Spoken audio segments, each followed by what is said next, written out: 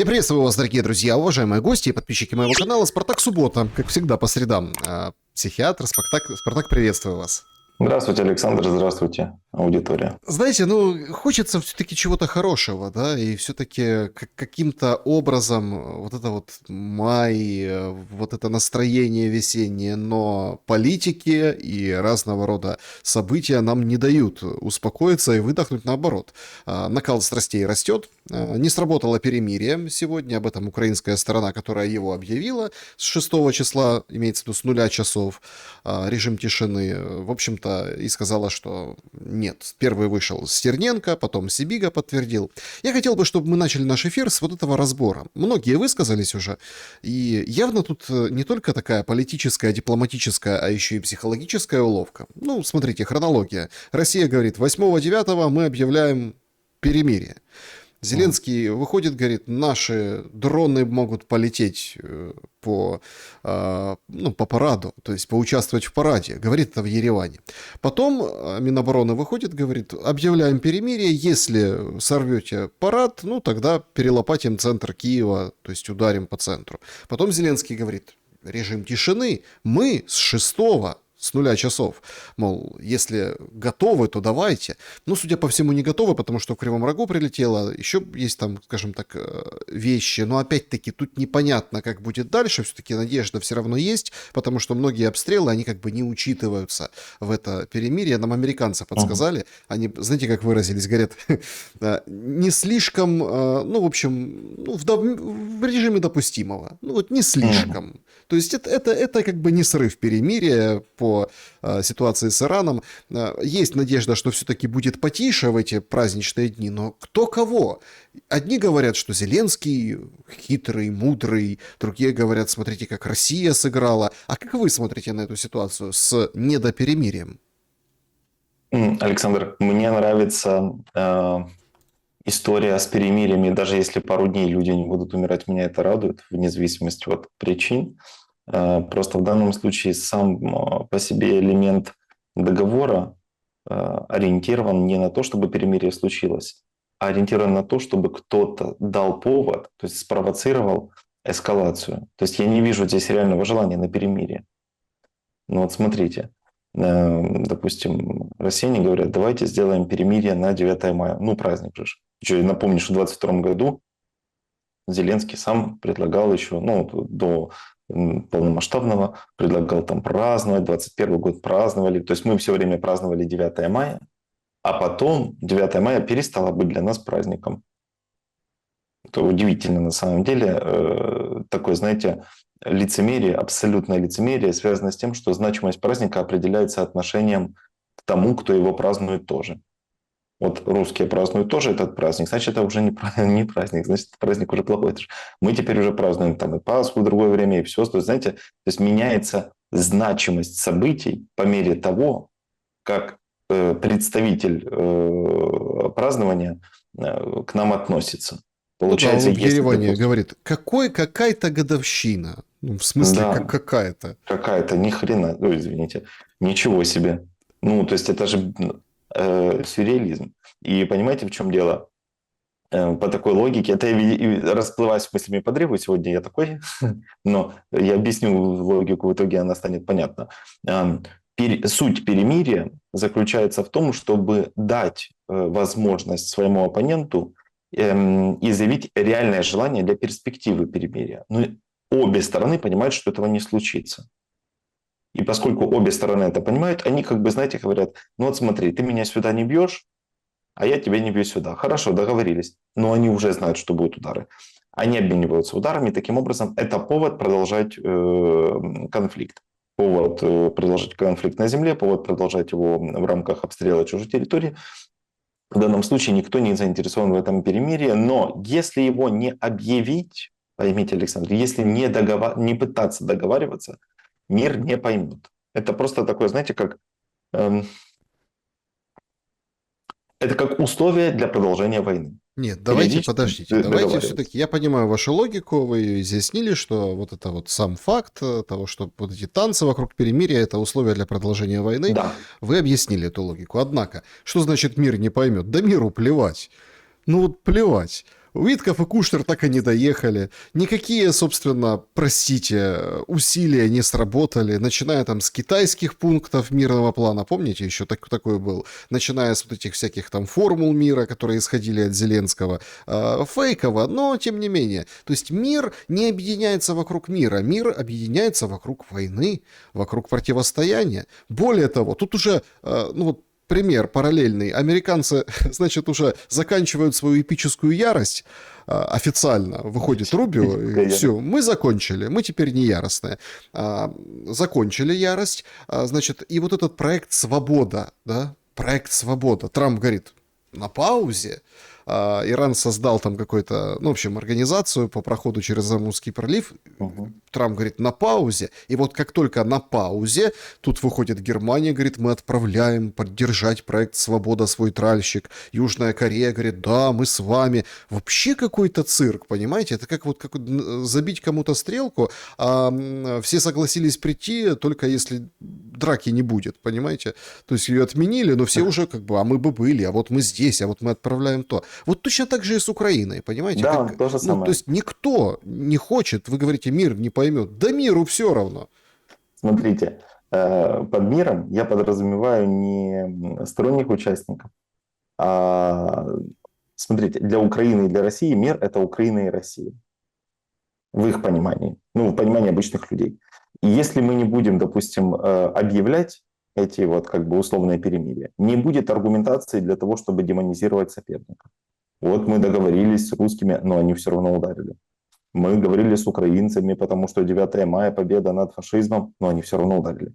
Должна быть причинность. То есть если не будет вообще никаких попыток, если не будет попыток договариваться на перемирие, это будет вызывать у людей, смотрите, именно когда я говорю мир, я имею в виду не всю планету Земля, всей планете Земля, честно говоря, уже по барабану. Сейчас больше людей волнует, во всем мире волнует, как вернуть этих сумасшедших людей обратно в Украину, на фронт. И вот это сейчас мир больше волнует, ну реально. Потому и Урманский пролив, вот это вот людей реально волнует, потому что цены растут, и я вам скажу, как человек, который живет сейчас в другой стране, это сказывается на всем, это реально сказывается. И интересует украинцев, интересует россиян, потому что для них сейчас военные действия, это все, что происходит, интересует то, насколько сильно будет эскалироваться процесс. И обе стороны, для меня это выглядит так, будто обе стороны заинтересованы в эскалации. Я не знаю истинных мотивов, скажу прямо. Для меня это нелогично. То есть это не вписывается в формальную логику, ну, причинно-следственную. То есть, значит, мне непонятны истинные мотивы, глубинные мотивы обоих участников. Хотя чего уж тут скрывать, мотив украинской власти понятен. Он достаточно хорошо, как этот, не имеет свойства пахнуть или находится в банкомате. Поэтому тут это, в принципе, понятно. А что касается России, ну, у них, скорее всего, есть какие-то успехи на земле. У них очень много потерь сейчас внутри государства, но есть успехи на земле. И вот этот вот, как есть челночная дипломатия, то это челночное перемирие. Давайте сделаем перемирие. Да, давайте помиримся. Ну, вы же ударили. Ну, мы ударили, потому что мы боялись, что вы ударите. Ну, раз вы ударили, то мы ударим тоже. То есть формально они должны это объявлять, особенно перед важными датами. И при том, когда Россия предлагает объявить, задача Украины обязательно ее напугать. Вот мы вам покажем сейчас, вот будет 9 мая, прилетит, никто не будет в безопасности. Потом мы не били, только потому что это 80 лет, и там был председатель Си Цзиньпин. Значит, мы не били поэтому. Но сейчас, видите, мы будем бить. Но у вас нету техники, значит, у вас все трудно, мы будем бить, когда у вас все трудно. Русские говорят, ну хорошо, давайте посмотрим, как мы можем тоже ответить, мы вас тоже, ну реально, перелопатим, то есть посмотрим чем-то. Для меня это выглядит просто как обсуждение ни о чем. Вот эти перемирия, они не несут никакой пользы, страдают обычные люди.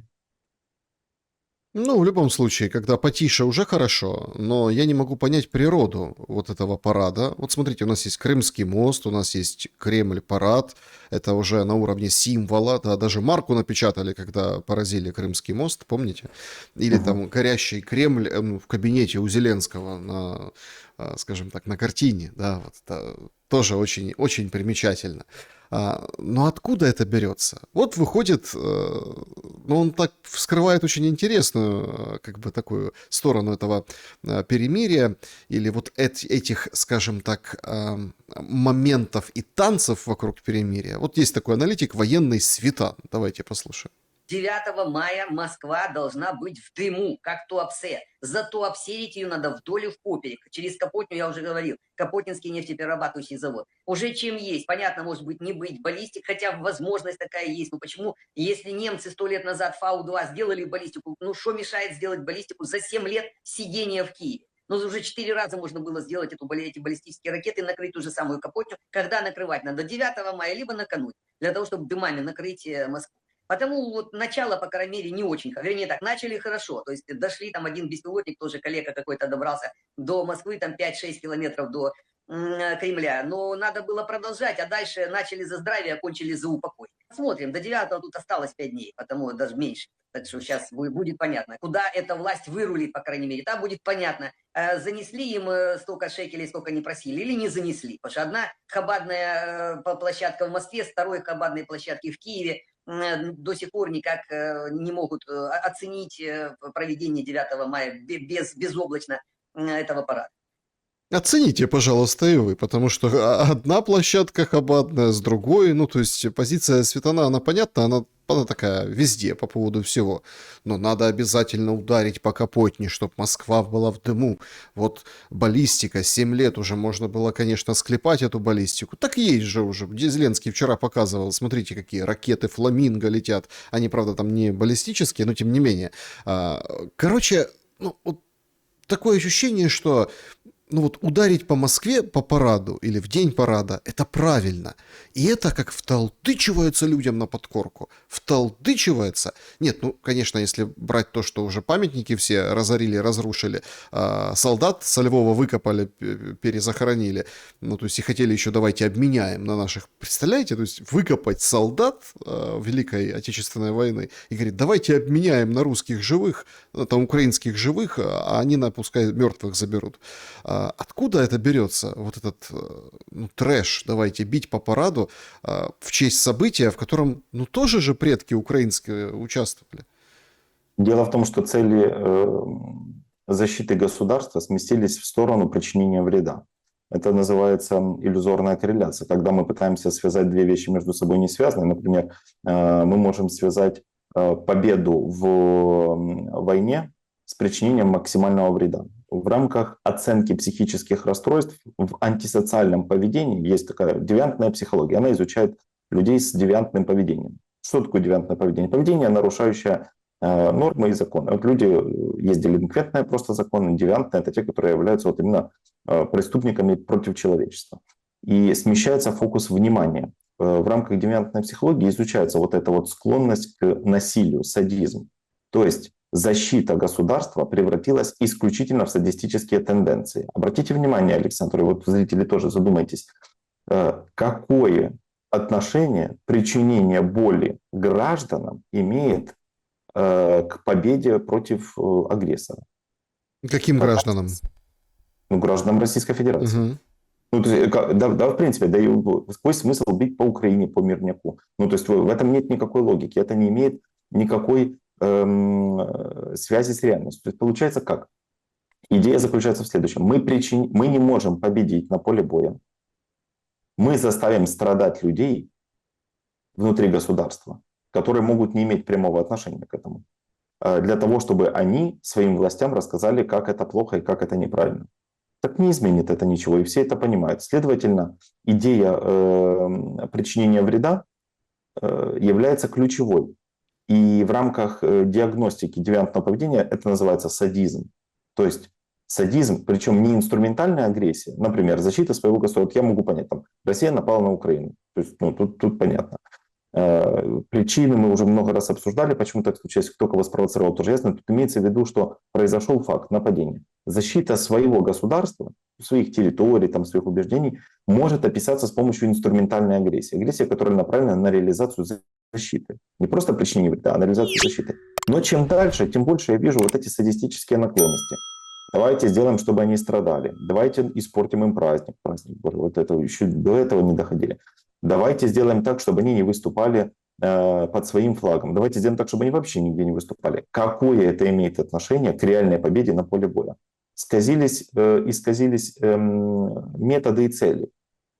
То есть никак в рамках победы над враждующим государством никак не доминирует задача причинения вреда людям.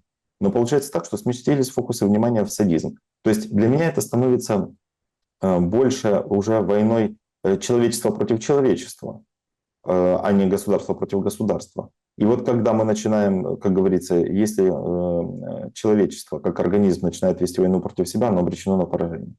В данном случае мы обречены на поражение, и я говорю, мы не только укрыться как человечество, потому что основной задачей является не победа на поле боя или там реализация каких-то целей защиты государства или реализация целей войны, которая в России называется СВО.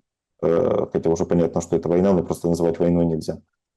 Тут задача основная – причинить максимальный ущерб. Для меня это признаки садизма. Я в этом не вижу никакой ни цели защиты, ничего. Каким образом удары вглубь по мирным жителям именно на параде? Зачем об этом вообще говорить? Это компрометирует вас. Это же впоследствии, потом, когда будут суды вот эти международные, все будет обсуждаться, это приплетут, это привяжут. Вы будете выглядеть как злодеи.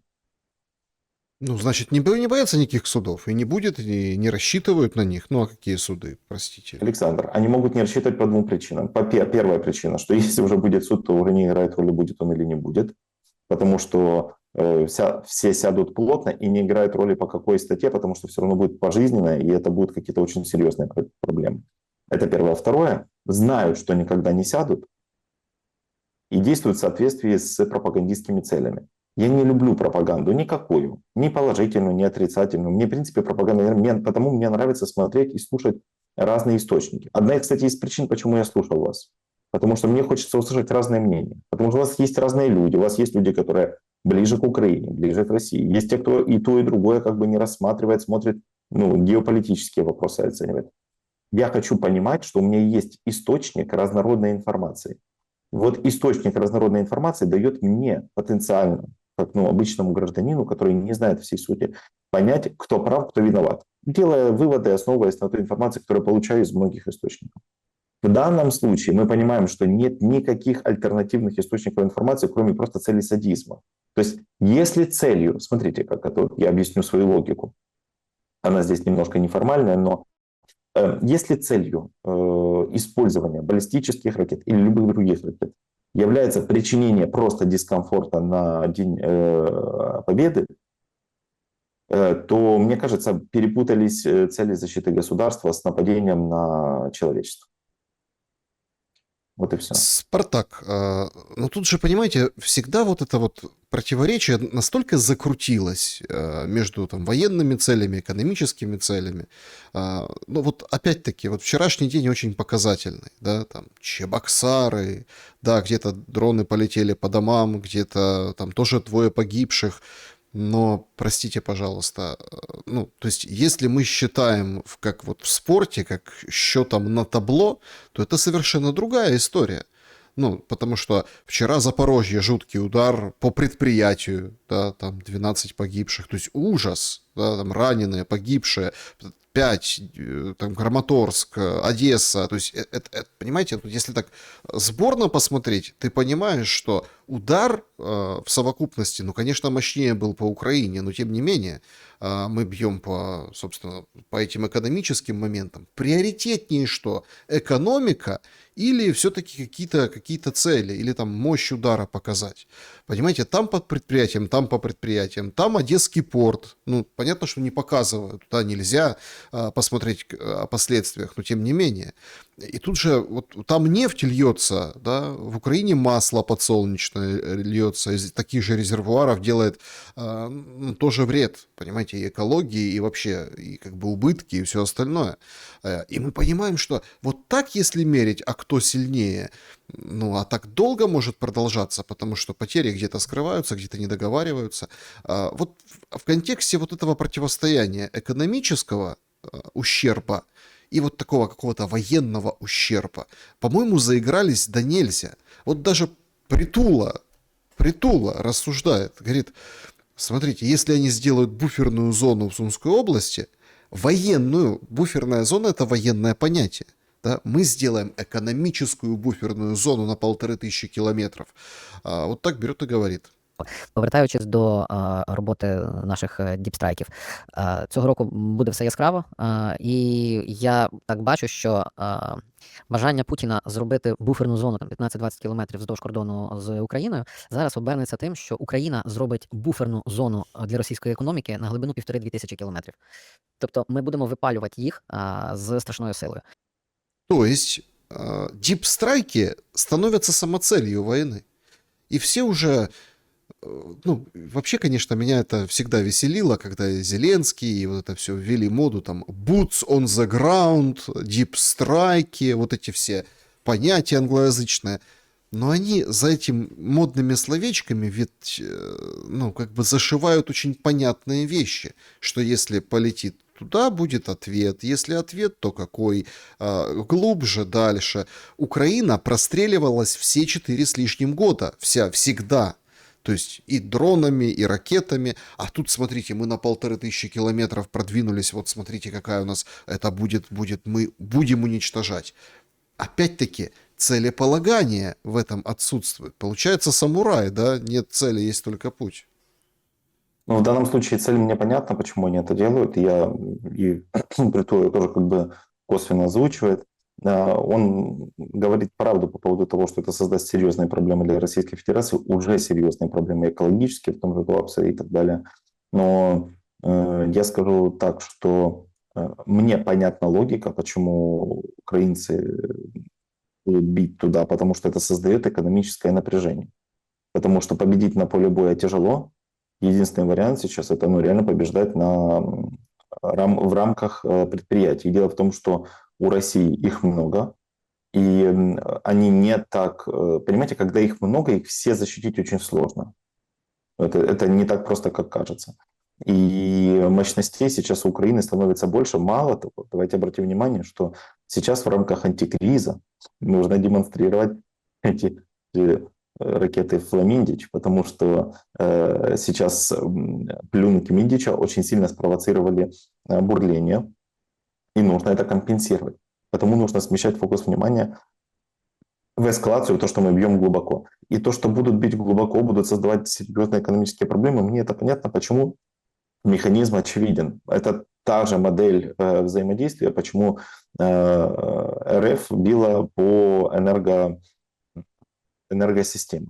То есть они создают напряжение внутри государства для того, чтобы сделать либо народ более сговорчивым, либо вынудить на фоне страданий народа власть идти на какие-то уступки. То есть снижается рейтинг власти, хотя, кстати, в России сейчас рейтинг власти снижается и без этого, благодаря блокировкам интернета, благодаря каким-то другим процессам.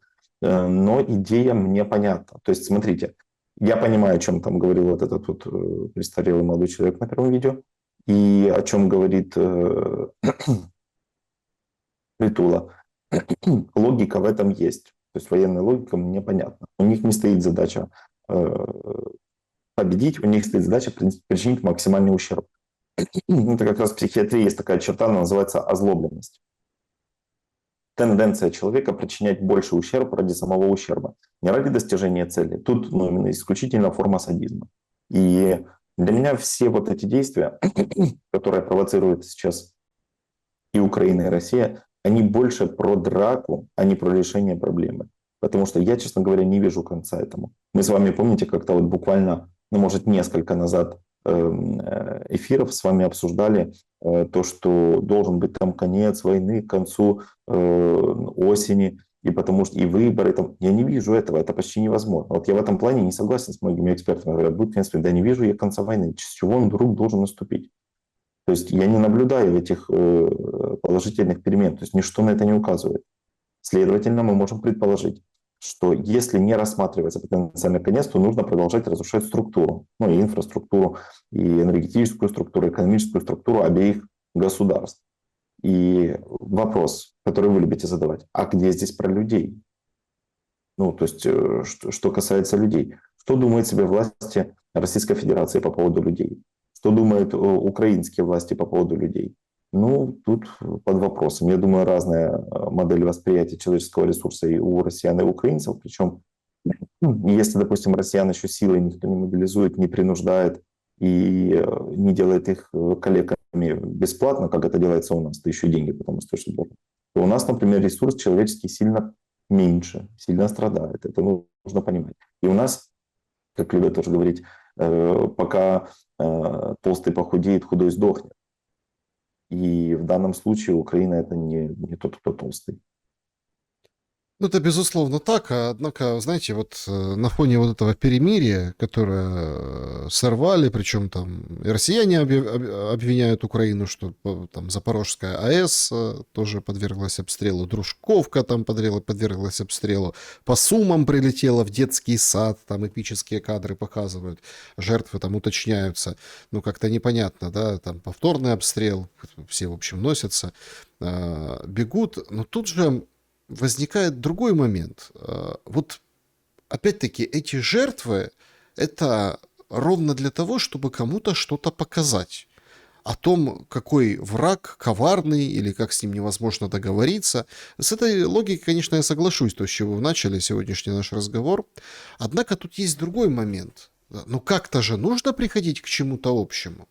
То есть все равно любая договоренность это приближение там, к следующим шагам договоренности. А у нас нет договоренности. У нас одна сторона, вторая сторона. А вот мы вам будем лупить там на 1500 километров, а мы вас тоже будем. А у нас там возмездие. Все чаще и чаще Минобороны российская применяет эти слова, например, эти слова. Да? Украина не применяет слово возмездие. Они говорят, будем зеркально действовать. Кажется, что в этой чехарде невозможно договориться. Не кажется ли вам, что мы вот с этими всеми играми, как вот с водой выплеснем ребенка? Где, вокруг чего тогда договариваться? Слишком все далеко закручивается и закрутилось, и легче, конечно, увеличить степень эскалации, чем прийти к миру. Хотя все говорят о мире. Вот Зеленский что не постит? О мире, дипломатии. Вот мы вот за дипломатию, мы за то, чтобы договориться, а не договариваются. Я скажу, знаете, словами классика. Алексей Николаевич Леонтьев, такой великий психолог был, на нем зиждется очень много в мире академической науки, психологии. Он сказал, что прежде чем появится потребность к действию, а действие это является структурной единицей деятельности, между тем, как появится потребность к какому-то действию, должен появиться мотив. Чтобы что? А мотив руководствуется другим принципом, принципом потребности. То есть сначала формируется человеческая потребность, на фоне потребности формируется мотив формирует способ реализации деятельности посредством маленьких действий. А теперь давайте придем к умозаключению очень простому. Перемирие — это деятельность. Действие — это согласованность перемирия. Например, режим тишины. Ну, то он случится. А теперь вопрос, чтобы что? Какая цель? Ну вот зачем это заканчивать? Украине, например, зачем? Чтобы были перевыборы, которые выиграть этот так называемый президент не смог? Нет, невыгодно. Чтобы начали судить всех подряд? Нет, невыгодно. Чтобы что? Понимаете, нет потребности в завершении войны. И вот если нет потребности в завершении войны, не может сформироваться мотив. И на основании отсутствия мотива не формируется деятельность.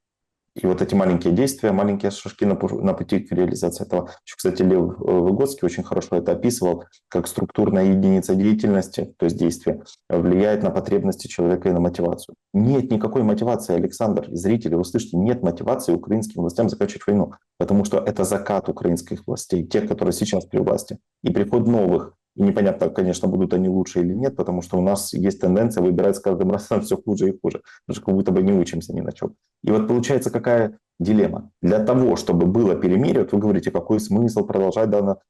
Есть смысл, мы просто его не понимаем. Кавичу не понимаем. Что понимаем? Это вопрос денег.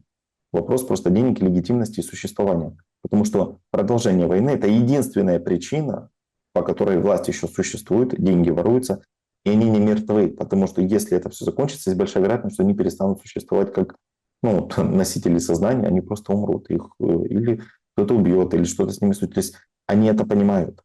Особенно вот последняя история с Богданом это демонстрирует.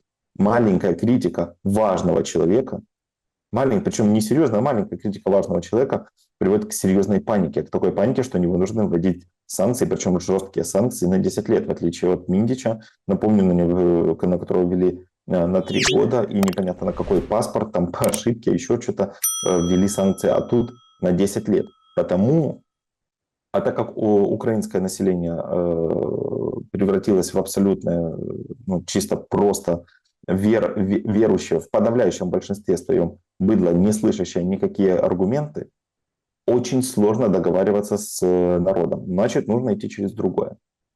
Но мы не можем идти через другое, потому что это другое управляет страной. Потому нету мотива, потому что нет потребности. Пока не появится потребность, не будет мотива. Не будет мотива, не будет действий. Ну вот смотрите, есть же вот, если разобрать эту немножко с другой стороны тему потребности, поднимают прям дискуссию разные волонтеры. Вот я Притулу вам показал. Дискуссию о том, что вот у армии есть потребности, то, что ей должны помогать. Но люди отказываются помогать, послушав свежие порции пленок Миндича, да, где они прямо говорят вот то, что вы сказали выше, что пока война, пока экономика. То есть, не дай бог война закончится, это же все ломается, вся схема по заработку денег. Это же все тогда, ну, это все становится ненужным. Вот эта воровская малина там на хате у них, вот эти все встречи, вот эти все обсуждения, там, кого к кому приставить, кого куда послом, кто красивая, кто не очень. То есть, вот этих всех, этого всего как-то, ну, она может испариться, но и схемы рушатся. Вот выходит, например, в эфир одна из волонтерок и прям ругает украинский народ. Что это вы тут послушали вот эти пленки и отказываетесь донатить? Поганому танцору яйця мішають, а нашим людям Міндіч мішає допомагати військовим. Та як ви вже, блядь, заколупали? Має вже башка кипить від ваших коментарів. Так от, шановні, запам'ятайте одну єдину істину. Мне так нравится, сейчас прервем, вот это вот «шановни», вот это вот. И дальше там еще будет такой эпизод. То есть это как-то... Я обожаю это. Это мода такая, понимаете? Это вот есть прям такие, это прям... Или психотип такой, хотел тоже с вами обсудить. Есть такой политтехнолог, политолог, он с Петровым часто общается, Валентин Гладких. У него тоже такое там «шановни», вот это вот. К чему это? Ну, послушаем. Хто хоче допомагати військовим, той буде допомагати військовим. А хто не хоче, той знайшов собі чергове виправдання. І якщо що, киці мої. Киці мої. Вот это, ай. В цій країні, нахуй, 35 років все йде по сраці. Це не перший корупційний скандал. І я вам даю 100%, він не останній. І буде ще 250 нових президентів, і буде, блядь, та сама срака, нахуй. Як ви вже заколупали. У нас збір, блядь, стоїть, а у вас Міндіч в голові. І таких зборів, як мій, мільйони. Вам закинули конфетку, отак. Зачитали якусь херню. А ви давитесь тою конфеткою. Замість того, щоб займатися реальними справами. На 5-й рік повномасштабної війни. І на секундочку 12 років війни. А? Потужно? Кинули какую-то конфетку, вы вот это мусолите с этими пленками, а сборы-то стоят, Спартак. Ее логика понятна, ну, колхозная. Имеется в виду, что она фамильярничает, вот это кити, мои, вот эти вот все, это типичный представитель украинского быдла, который не понимает, как мыслит человек. Дело в том, что человек мыслит в общей картине, причинно-следственными связями. Связь следующая. Если качество жизни украинцев неудовлетворительное для самих украинцев, но это удовлетворяет потребности олигархата и потребности властимущих, то приоритет смещать с помощи себе подобным необходимо в первую очередь на себя. Следовательно, если глава государства не заинтересован в победе, то почему должен быть заинтересован пересечный громадянин, то есть обычный гражданин? Логика понятна наших людей. И я их полностью в этом плане поддерживаю. Это первое. Второе. Отказ донатить, собирать сборы и все остальное приближает конец войны. Чем хуже будет ситуация внутри государства, чем меньше получится воровать у власти, а власть ворует именно во многом благодаря тому, что есть сборы. На начальных этапах я это очень поддерживал, я сам донатил. Александр, я скажу так, суммы на момент моего пика заработка, суммы исчислялись миллионами в месяц. Ну, смотрите, миллионами. То есть я очень большие суммы давал. И я понимал, что это нужно, потому что никто не поддержит. А потом я понял, что чем больше я доначу, тем больше государство ворует. Почему? Потому что как раз некоторые представители государства потом просили моей помощи, говорят, слушай, ты не знаешь, есть вот такие вот структуры, через криптовалюту надо вывести вот такое количество миллионов долларов. Я сижу и понимаю то, что так, секунду, а столько же денег было задано, так это же, донатный фонд. Как вы из донатного фонда хотите перевести деньги в крипту? Зачем? Вы же хотели их потратить на машины, на все остальное. Потом далее собираются донаты на машины, на которых потом, как мы видим, бусифицируют людей. То есть дело в том, что эта женщина считает, скорее всего, то есть я допускаю, я не могу читать мысли умственно отсталых, но я допускаю, что она считает, что отказ донатить, связанный с тем, что государственники не заинтересованы в победе государства, равен аморальному поступку, в то время как это просто причинно-следственные связи. Человек отказывается помогать тем, кто не хочет, чтобы государство выиграло, потому что нельзя помочь тому, кто не хочет помощи. Суть доната в данный момент заключается в продолжении боевых действий. Все видят неэффективность этих боевых действий и понимают, что очень большое количество денег, которое поступает властям, оно просто разворовывается. Никто не заинтересован в решении данной проблемы путем донатов. И в ее системе ценностей, очень примитивных и слабых, отказ донатить – это безразличие к войне. Нет. Она не понимает, что теперь люди на самом деле в войне очень погрузли и сильно заинтересованы. Только они заинтересованы не в ее продолжении, а в ее конце. Потому отказ донатить многих людей – это не признак потери интереса, это признак как раз вовлеченности, понимания процессов и согласованности ценностей. Потому что сейчас нет ничего важнее, чем закончить эту войну. Люди понимают, что персональное благополучие, они действуют как наши управленцы. Персональное благополучие важнее общественного. Я с ними согласен в этом плане. Пускай действуют как хотят. Я не знаю, кстати, где вы нашли эту женщину. Это просто, конечно, честно говоря, это... у меня нет слов. Я не знаю, где вы их находите. Это какой-то лепрозорий. Где вы... Это просто барышня, с какими-то... Я не говорю, что... Понимаете, в чем проблема? У нее нет психических расстройств, у нее есть педагогическая запущенность. То есть это люди с проблемами с образованием, это люди с проблемами с... Я вам приведу такой пример, я не знаю, будет интересно или нет. Значит, я закончил Южноуральский университет, медицинский факультет по клинической психиатрии. Вот давеча я с вами поделился, как раз у меня был выпускной. И мне предложили после этого поступить в университет Королевской Хартии, Букингемский университет. И мой заведующий медицинским отделением задает вопрос, говорит, а вот я смотрю иногда новости из Украины. Это культурные особенности или это массовый психоз?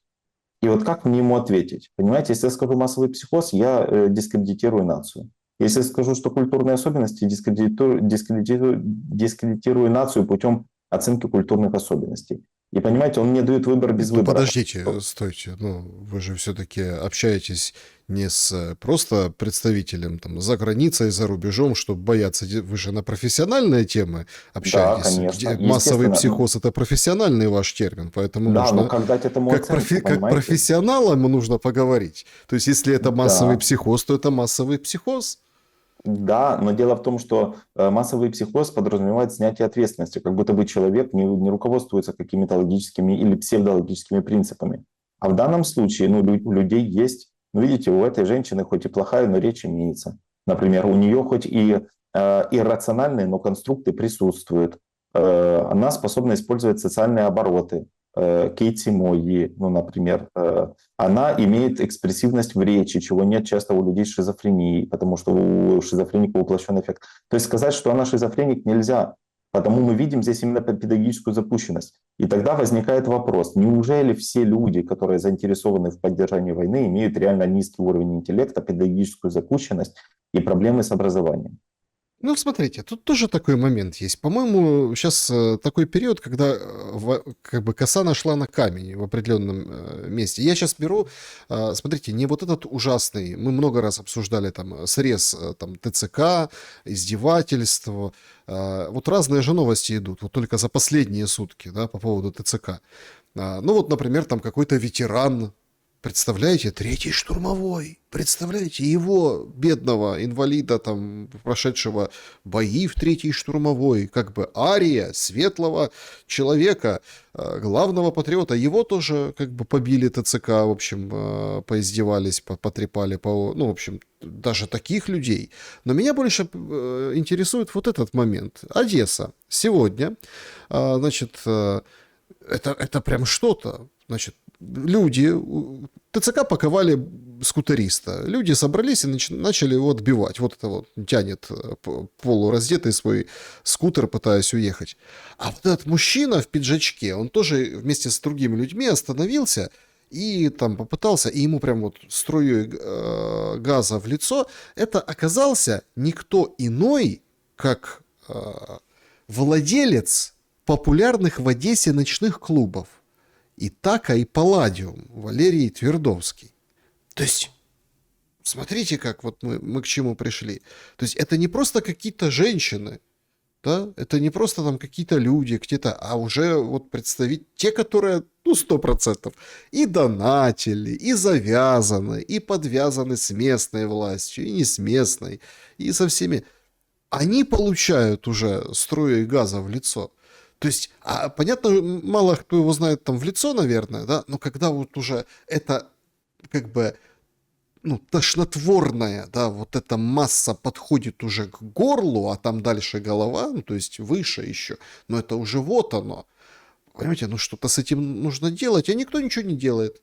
Попытались там, покрутили, повертели, что давайте мы на полицейских возложим, ТЦК уберем с улиц. Ну, ВОЗ и ныне там. Ничего не изменится по одной простой причине. В этом плане ничего не поменяется. Потому что люди не могут на это влиять. Сейчас хоть и происходит вот это нападение на ТЦК, я вообще, в принципе, не сторонник никаких смертей. Я противник того, чтобы убивать даже преступников. То есть, ну, я считаю, что их нужно изучать. Да и, в принципе, в конце концов, существует много других методов использования людей с пользой, даже если это преступник. Но в рамках общественного сознания, я вам когда-то говорил про такое явление, которое называется индоктринация. Это интоксикация какой-то идеей на уровне пропаганды. И вот у людей раньше была какая индоктринация, то есть что все люди в военной форме — это хорошо. Власти упустили этот момент и сделали из людей в военной форме, которые значимы и, ну, имеют какое-то отношение к успеху, преступников в сознании общества. Теперь для того, чтобы это исправить, необходимо, внимание, услышьте, необходимо, чтобы реальные военные были избиты вот этими мнимыми военными, ТЦКшниками. Таким образом можно и реабилитировать статус военных, типа военные ненавидят ТЦКшников, и переобуть в будущем всех ТЦКшников типа тех военных, которые тоже пострадали. Это очень хитрый ход. Проблема заключается в том, что наши власти, они его не придумали, он случился нативно. Его создали люди и военные, не ТЦКшники. ТЦКшники вообще ничего не создали, они вот это вот, ну, как говорится, только кочку у посадки могут сделать, они как бы сами не понимают, что происходит. Они станут заложниками своих поступков, жертвами своих поступков. И они столкнутся с серьезным наказанием и со стороны мирных граждан, и со стороны военных, которые принимали участие в боевых действиях, потому что это дискредитирует их. Но что получается? Получается так, что сейчас военные, особенно вот, ну, элита, там, третья штурмовая и все остальное, которые сталкиваются с неадекватностью вот этих вот людей, они начнут поддерживать тех людей, кто ненавидит их, потому что, ну, враг моего врага — мой друг. Такая логика. Она иногда примитивная, но в данном случае она работает. И работает эффективно.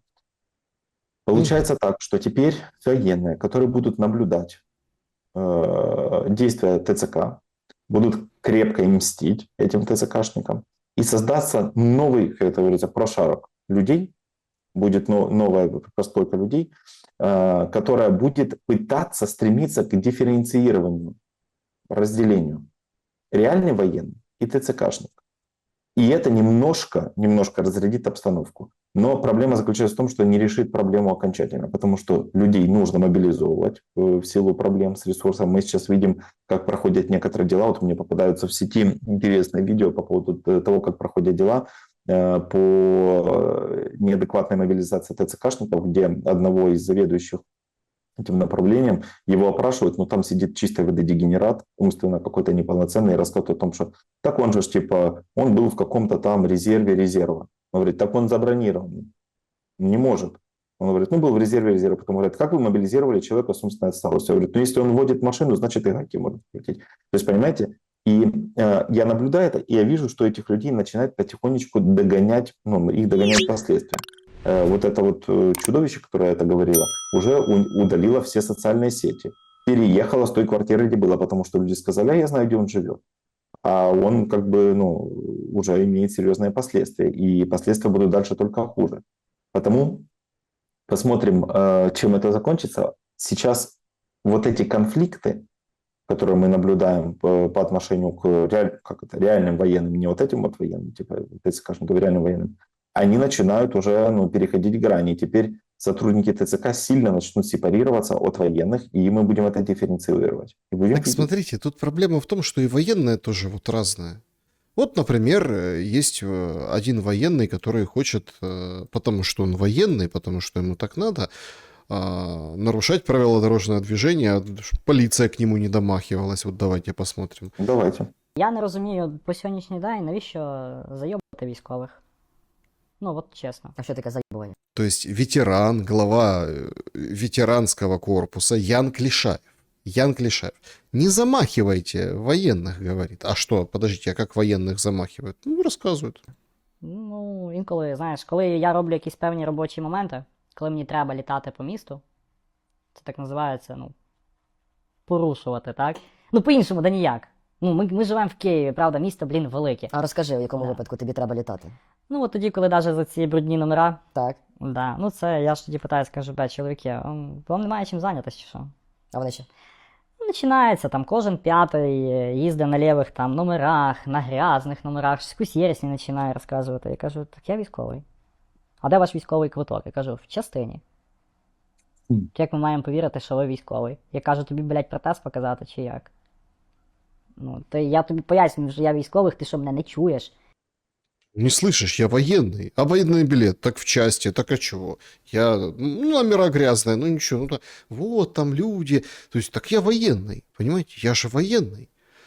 А потом люди удивляются, а что ж так как-то вот к ним относятся не так? Они же военные, им же, ну, должно быть все можно. Причем речь идет как о там, Киеве в этом примере, да, вот этого ветерана, так и, например, ну, скажем так, чем ближе к фронту тоже. Вот есть Игорь Луценко, бывший депутат, ну, он там тоже орден у него, тоже там вояка, рассказывает, дискриминация военных среди гражданских.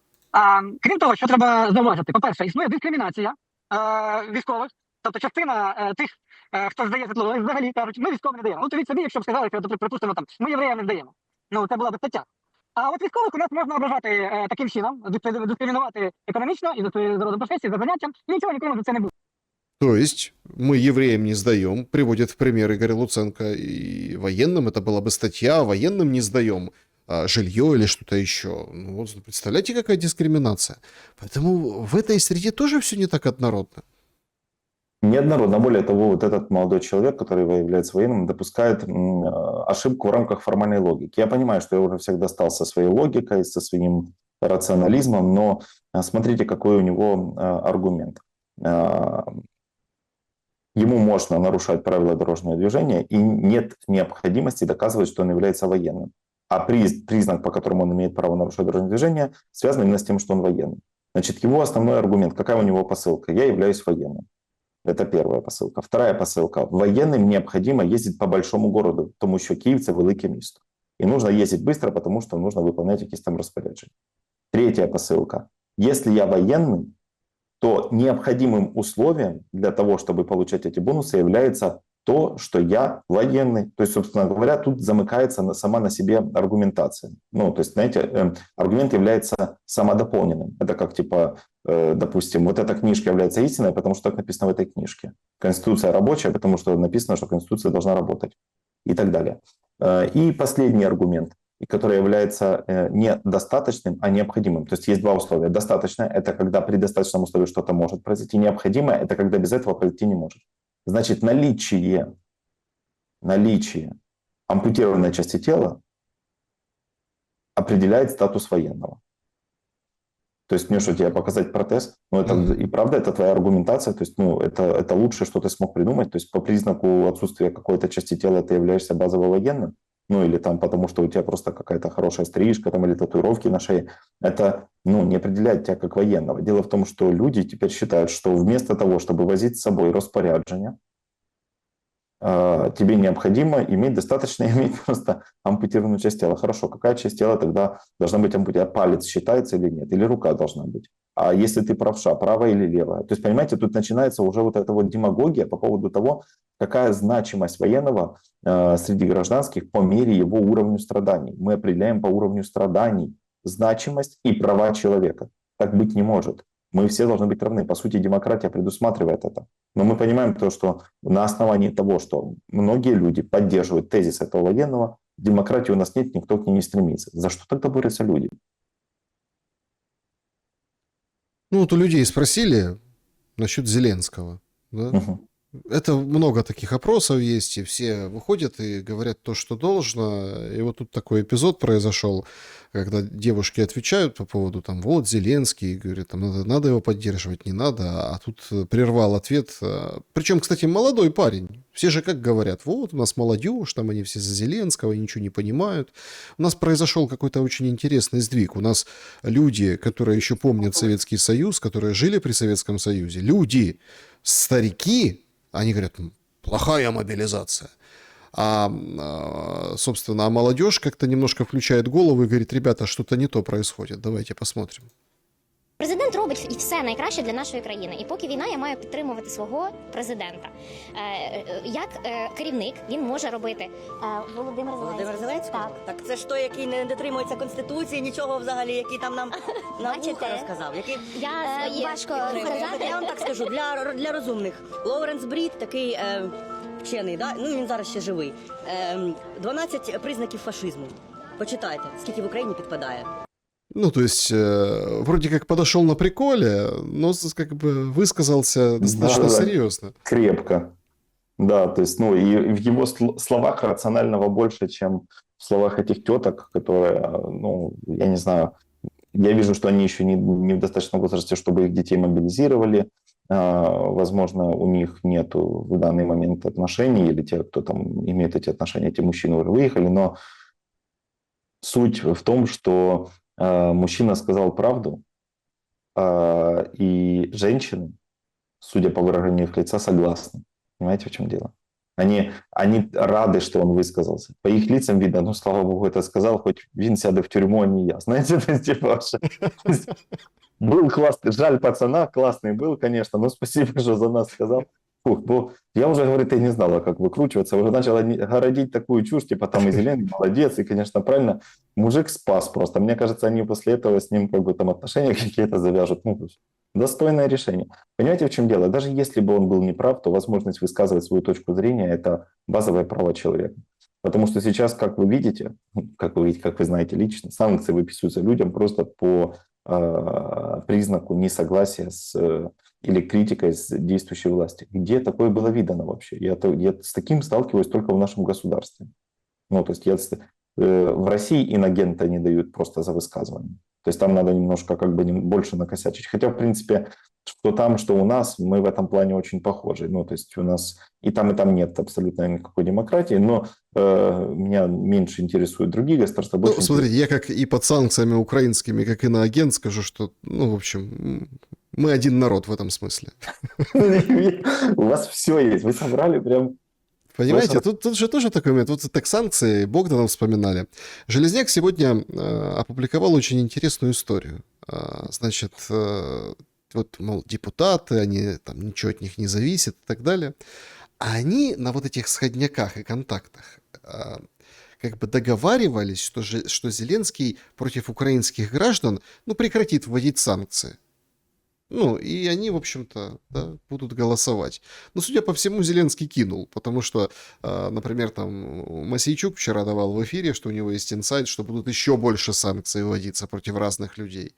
Но как бы депутаты старались, чтобы этот беспредел хотя бы его как-то закончить, и как бы одним из... Ну, понятно, они о своих шкурах беспокоились, понятное дело, но тем не менее, чтобы против украинцев вот это вот не вводилось. И действительно очень долго не вводилось, ну а вот как бы с Богданом открыли новую страницу по охоте на украинцев. Получается, смотрите, какие депутаты хорошие. Ну, вот что ж делают, пытаются. Правда, ничего не получается.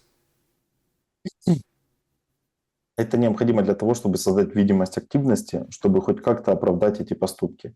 Но те, кто участники Рады СНБО, список их имеется, все знают, их не так-то много. Кто принимает эти решения, одноголосно приняли это решение. То есть можете себе представить, что сейчас депутаты будут пытаться на это повлиять. Ну, какая сила у депутатов сейчас есть? Их принуждают, их покупают. Они фуксы, они не играют никакой ключевой роли. Страх того, что не будет, опять-таки, тоже есть вот эти ряд экспертов, которые мне нравятся, но они утверждают, что вот там депутатская сила, Зеленский потеряет. Да ему нахрен это не надо сейчас вообще уже. Какая, о парламенте речь вообще не идет. Президентская парламентская республика, о чем вы? О чем вы? Это не играет роли.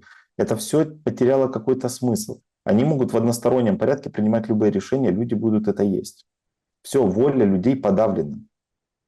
Люди могут изъявлять свою позицию только вот как вы показали на интервью, подбежать, посмеяться, сказать. Все, ну то есть типа активно собраться не могут. В принципе, я их понимаю, я бы тоже на их месте не собирался. Ну, как сейчас приоритет — это соблюдение каких-то норм безопасности, сохранение собственной жизни, а не сесть в тюрьму. Это по той же причине, почему там говорили, почему в России не выходят люди на плод. Ну, вот почему. Потому что быстро все заканчивается. Есть элементы давления, и баланс сил не на стороне людей. Потому история с депутатами, вот эта их попытка, это, знаете, как мне это напоминает, есть папа и мама. И вот папа говорит, что типа дочка не пойдет на дискотеку. Не пойдет 100%, говорит, через мой труп. И источником безопасности в доме является папа, финансирование папа, мама просто домохозяйка, она воспитывает, она вносит свой вклад, но она не может повлиять на решение отца. Дочка подходит к папе, папа говорит нет. Потом дочка подходит к маме, мама говорит, ну я схожу узнаю, я сейчас попробую. И идет, и знает, что ничего не случилось, отец никуда не пустит. Приходит и формально спрашивает, что отпустим? Говорит, нет. Мать приходит и говорит, слушай, я так просила за тебя, ничего не получилось. Для меня это та же самая история. Вводятся санкции, абсурдные, идиотские санкции. Они, ну, то есть, кстати, судьи, которые будут впоследствии с этим разгребаться, мне даже немножко как-то их то ли жаль, я хочу себе посмотреть просто, как это все будет потом выравниваться. Приходят, допустим, депутаты и говорят, мы сейчас попробуем, мы как бы попробуем, чтобы вот это все изменить. Мы не обещаем, но мы постараемся. И они понимают, что ничего работать не будет. Но надо создать видимость деятельности, как будто бы можно на что-то повлиять. Я говорю, это бессмысленно, это просто иллюзия контроля и иллюзия правды. Мы живем в мире 1984. Спартак, я хочу, чтобы вот вы прокомментировали еще два таких момента, которые меня в этом контексте... Ну вот я прям вижу эту тенденцию. Может, это просто профессионально, я вижу эту всю линию как бы как антикриза. Вы тоже видели там вот эти голодающие солдаты на передовой, на Купинском направлении, которые там поменяли руководство, все приняли меры, а они до сих пор там сбросили им хлеб с плесенью. И, в общем, как бы людям немножко показали, как это быть на нуле, да, какие солдаты там в тылу рассказывают нам холеные о том, что надо воевать до последнего, и что происходит на передовой. И сейчас очень много вот этих разных роликов. Там десантники снимают, еще какие-то люди снимают. Смотрите, как всех хорошо кормят в армии. Это прям линия магистральная. Я в Шуме показывал у себя прям несколько роликов. Но тут очень интересный момент. К этому флешмобу, ну, давайте так это назовем, присоединились штурмовики Скеля.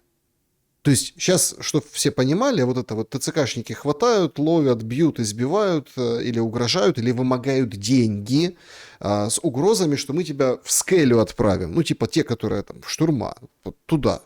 И это как бы вот именно нарицательное уже стало определенный период времени, вот относительно недавно, но стало уже. Вот штурмовики, если раньше было выражение устойчивое на посадку сразу тебя, да, то сейчас это скеля, ну прям называется. И вот что они, вот они показывают, как они хорошо кушают. Друзі, ми зараз в столовій 425-го окремого штурмового полку «Скеля» з хлопцями. Оп. Щоб ви розуміли, я вдома так не їм, як тут. Всіх вітаємо від Magic Night. Це наш товариш повар, а це хлопці їдять, от те, що приготували, те, що їдять бійці. Хлопці, скажіть ваше враження. Моє враження від того ІПСО, що пишуть в коментарях. У мене від цього враження, що наскільки людина, яка не була тут, не знає, як тут, пише всю цю херню, яка не співпадає з реальністю. Ну, таке, ну, типу, я як ілюзіоніст, я перед тим, як обмануть, я кажу, зараз я вас обману і буде ілюзія. То ви, коли обманюєте, ну, блін, ну майте совість хоча б. Ну, типу, ви робите дуже безчесні, я вважаю, речі, коли нічого не знаєте, але пишете.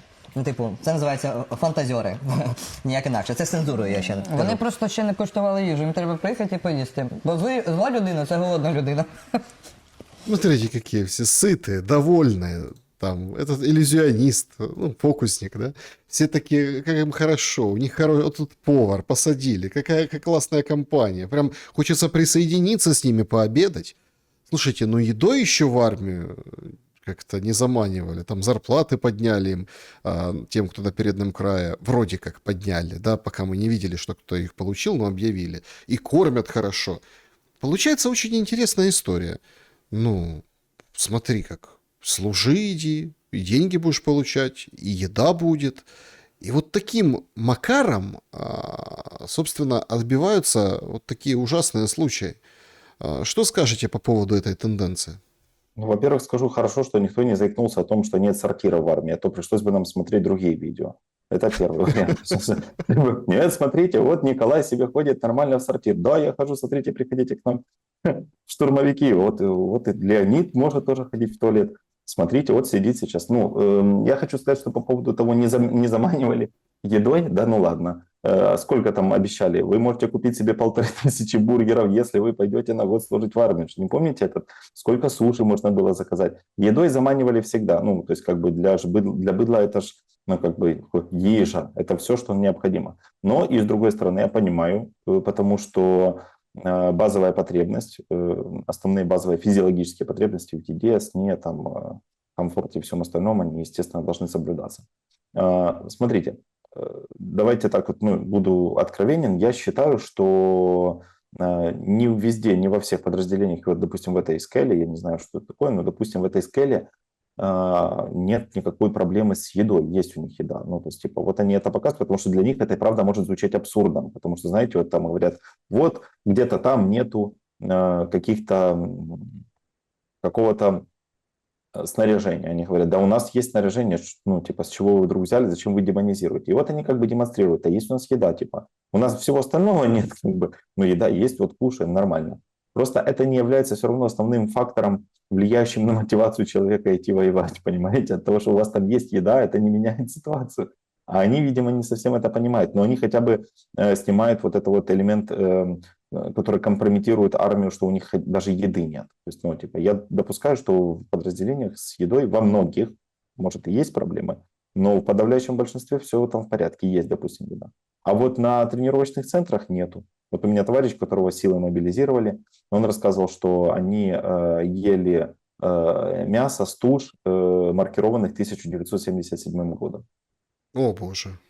И это не шутки, и даже могу сказать, если это будет интересно, могу сказать, где это было, какая часть, вот их там готовили, он говорит, что я как раз, ну, типа, на кухне работал, говорит, ну, там мяса вообще не было, там жир, вот эти туши, они висят в морозильных камерах, они маркированы еще по Советский Союз, и это стратегические запасы.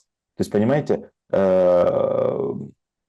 пищевые традиции в разных подразделениях имеют разные ценности, я так вижу. В некоторых случаях там типа ценность правильного питания низкая, где-то высокая, где-то вообще всем все равно. Потому я допускаю, что в скеле, в Украине, в 3-й штурмовой, там их могут хорошо кормить. Просто это не решает проблему на протяжении всей линии фронта.